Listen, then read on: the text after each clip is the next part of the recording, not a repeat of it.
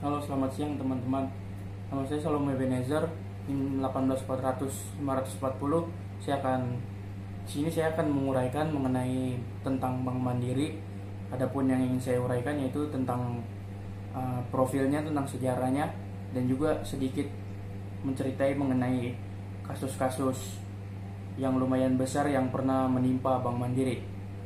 Demikian, langsung saja kita masuk ke dalam pembahasan. Nah, adapun di sini saya melansir dari web Mandiri, dari web Bank Mandirinya, yaitu di bagian tentang profil perusahaan. Itu disebutkan bahwasanya Bank Mandiri didirikan pada tanggal 2 Oktober tahun 1998, yaitu sebagai bagian dari program restrukturisasi perbankan yang dilaksanakan oleh pemerintah Indonesia.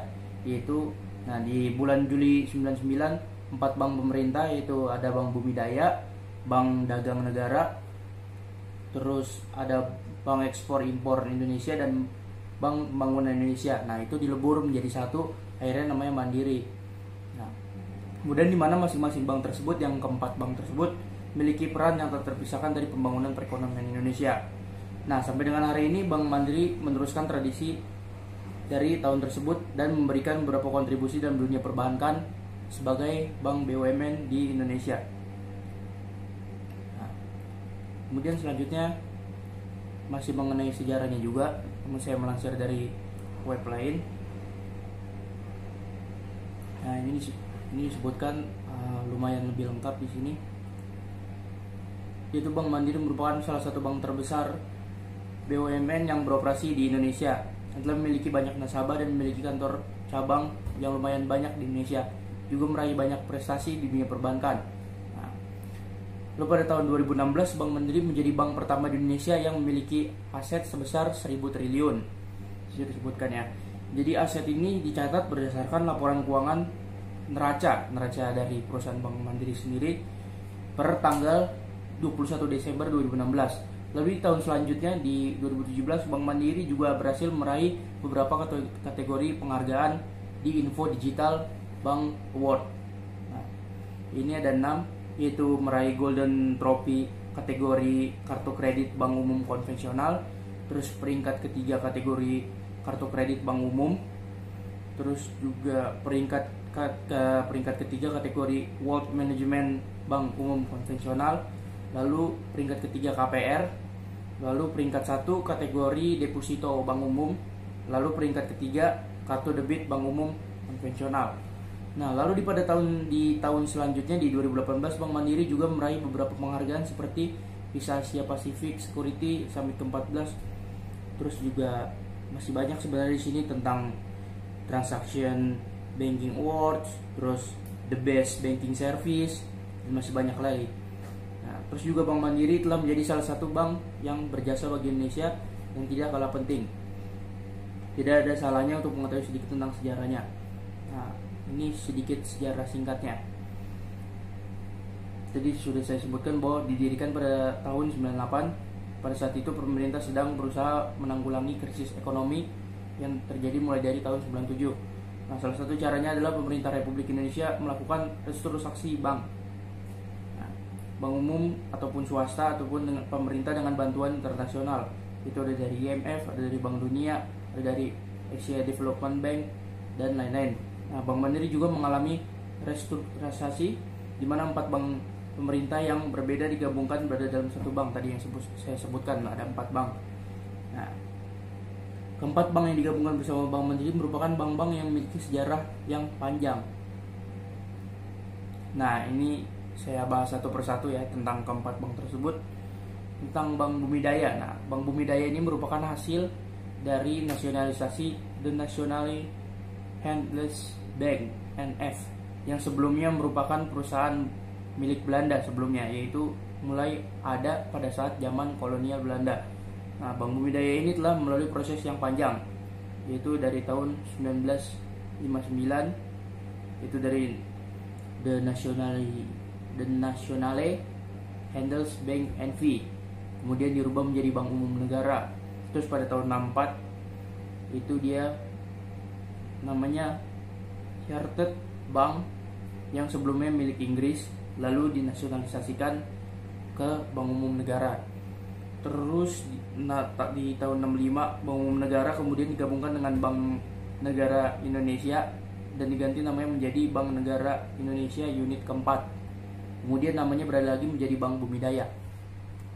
Lalu yang kedua mengenai Bank Dagang Negara. Kalau Bank Dagang Negara merupakan bank tertua, bisa dibilang bank tertua yang berkediaman itu di Batavia atau di Jakarta. Nah, bank ini juga melalui proses nasionalisasi dari Belanda. Nah, itu sejarahnya itu dari VOC. Nah, kurang lebihnya di tahun 80-an itu namanya Nederlands Indisch Escamto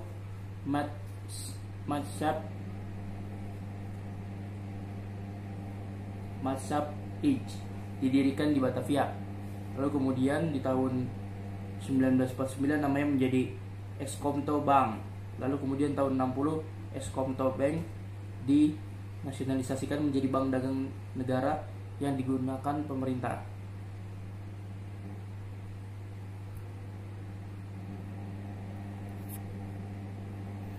Lalu kemudian selanjutnya Bank Ekspor Impor atau Bank Eksim. Ini dia sudah mulai berkembang dari tahun 80-an juga seperti Bank Dagang Negara Indonesia. Nah, terus kemudian singkatnya dia di tahun 68 dia menjadi Bank Negara Indonesia Unit 2 namanya, terus dipecah jadi 2 unit. Bank Negara pokoknya ada divisi ekspornya, ada divisi impornya, makanya namanya Bank Ekspor Impor. Nah, terus disatukan lagi menjadi namanya Bank Eksim. Terus yang keempat itu tentang Bank Pembangunan Indonesia atau Bapindo.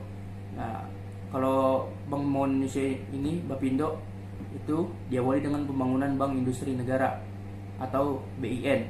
Bank Industri Negara memiliki misi untuk mendukung sektor-sektor perekonomian tertentu, khususnya sektor perkebunan, industri, dan pertambangan. Tapi pada saat di zaman itu, nah, lalu kemudian barulah bergabung atau dilebur menjadi BNI. Menjadi Mandiri. Nah, terus singkat cerita pada sekarang nih masih di web yang sama. Sekarang Bank Mandiri telah menjadi salah satu perusahaan dan tempat kerja terbaik di dunia katanya. Dan bank ini telah memberikan lapangan kerja bagi 36 hampir 37 ribu karyawan dan juga memiliki hampir 500 kantor cabang di Indonesia ini, sudah termasuk dengan kantor cabangnya, terus kantor perwakilan KCP, kemudian juga dengan kantor anak perusahaan. Ini sebagaimana yang kita tahu Mandiri punya asuransi juga, punya finance juga, dan lain-lain. Nah, kemudian kita masuk ke dalam kasus-kasus yang pernah menimpa Mandiri. Ini salah satu yang saya kutip itu kasus di tahun 2016, yaitu ada dana sekitar 6 miliar hilang. Nah, jadi cerita singkatnya begini. Ini ada 2 perusahaan yang melakukan perjanjian begitu. Antara PT Reyes dan PT Sinar Bumi Agung. Nah, jadi singkat ceritanya, si PT Sinar Bumi Agung dan PT Sinar Reyes ini melakukan perjanjian di bidang bisnis, yaitu bidang perminyakan, bidang pertambangan, dan lain-lain. Nah, hasil dari perjanjian itu, mereka bersepakat untuk melakukan pendebitan deposito di Bank Mandiri. Nah, namun itu baru akan bisa dicairkan katanya sudah 3 bulan kemudian. Lalu singkat ceritanya di awal Januari 2017, si direktur utama PT Sinar Reyesnya ini menanti-nantikan hasil dari pendebitan deposito tersebut, namun tidak juga kunjung mendapatkan respons dari Bank Mandiri. Nah, setelah terungkap, akhirnya ketahuan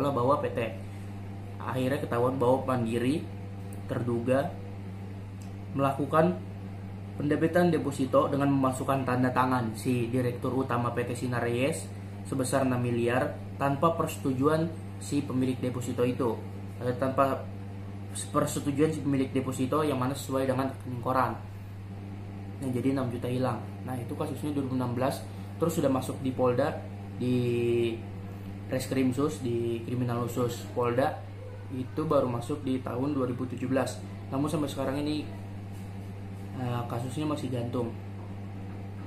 Terus baru mulai ngetren lagi kemarin, mulai di awal-awal pandemi, mulai Maret April mulai diberitakan lagi, karena sudah mulai panas, sudah mulai gelisah si direktur Sinar Reyes ini, karena kasusnya tidak juga tuntas begitu. Nah, kemudian juga ada lagi kasus krusial Bank Mandiri. Kasus kedua ini sama juga tentang kehilangan uang nasabah senilai 2M, namun ini di daerah di Sulawesi Selatan. Jadi kasus posisinya singkatnya begini. Sejumlah warga menduduki paksa kantor cabang Bank Mandiri di Sidrap di Sulawesi Selatan terkait hilangnya uang nasabah senilai 2 miliar. Nah, dalam kasus ini polisi ternyata sudah menangkap seorang oknum dari pegawai Bank Mandiri tersebut. Nah, terus katanya ada oknum Bank Mandiri inisial R itu sudah ditahan katanya. Kata Pak Kasat itu saat dimintai konfirmasi pada Februari 2020. Nah, ditahan 5 bulan yang lalu di akhir 2019.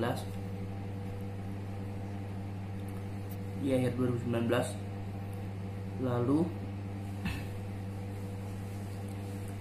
katanya dia juga memang seorang oknum pegawai dan juga merupakan komplotan yang sudah pernah melakukan beberapa kali pembobolan uang nasabah. Nah, adapun jumlah korbannya itu ada 12 kepala atau 12 nasabah. Adapun jumlah uangnya sekitar 2 miliar lebih sedikit. Nah, terus dia menurut Pak Kasat polisi Sulsel, katanya dia dijerat dengan pasal TPPU katanya. Namun sampai sekarang ini, terakhir ini perkembangan kasusnya bulan Juli, itu masih di pihak kepolisian, masih di pihak penyidikan. Katanya hasil penelusuran uang itu ditemukan di rekening yang sudah dialihkan dari si pegawai ini. Jadi memang sepertinya murni TPPU kasus tersebut. Nah, sebelum TPPU terjadi, ini juga kepolisian melakukan penyidikan bersama BNN. Katanya uang tersebut juga dari uang bandar narkoba. Jadi ceritanya uang nasabah diputar lah bersama bandar narkoba. Jadi si pegawai ini bekerja sama dengan bandar narkoba, lalu dialihkan uangnya secara money laundering begitu. Pokoknya intinya sebesar 2 miliar lebih sedikit gitu di Sulawesi Selatan. Ini demikian sejarah Bank Mandiri dengan beberapa kasus yang lumayan cukup besar, dan menurut saya uraian saya atau penjelasan saya cukup sampai di sini, karena juga keterbatasan saya dalam referensi dan juga keterbatasan memori gadget saya. Sebelumnya saya mengucapkan terima kasih dan mohon maaf apabila ada salah-salah kata ataupun ada kata-kata yang kurang lengkap ataupun ada kesalahan. Nanti mungkin boleh dikoreksi. Terima kasih.